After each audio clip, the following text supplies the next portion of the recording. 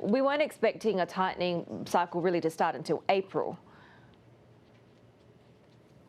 Well, that's right. I mean, expectations of analysts were that there'll be no move, but obviously inflation front and center. We've seen how the MAS says that it expects for the year, inflation for the year to be at the upper end.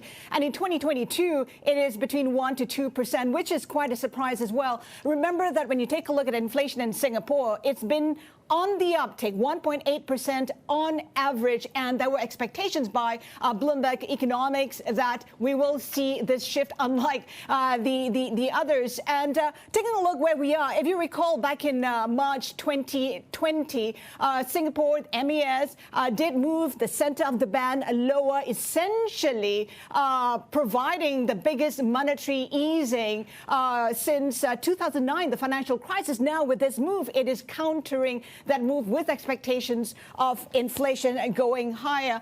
It is interesting when you take a look at where Singapore is concerned, because it does not take into account the uptake perhaps in property sector the way Korea does. That caused that tightening which we saw earlier this year, and perhaps another tightening in November. But it does take into account fuels, foods, and that's where inflationary pressures are coming from. Hence, we're seeing that move from the MAS today.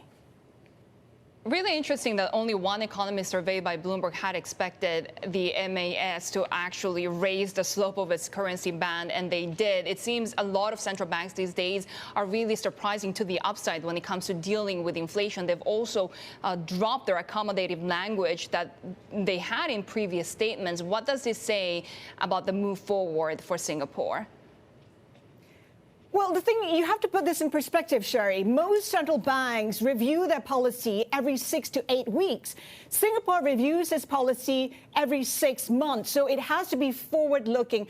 That's why the Singapore Central Bank, the MAS, is considered one of the most forward-looking central banks in the world. It has to take into consideration what it sees happening in the next 6 months. And I think the sense here is that inflation is trending higher. We're already seeing that in oil at the highest level in 7 years, and that is expected to persist. We're hearing voices saying perhaps 90, even $100 for oil. And Singapore has to take that into consideration. It cannot be caught behind the curve. If the Fed moves in November, we've seen Bank of Korea moving, previously moving again. Singapore is able to move only in April. It could be caught behind the curve, and I think it is anticipating the moves from the Fed and the other central banks in the region as well.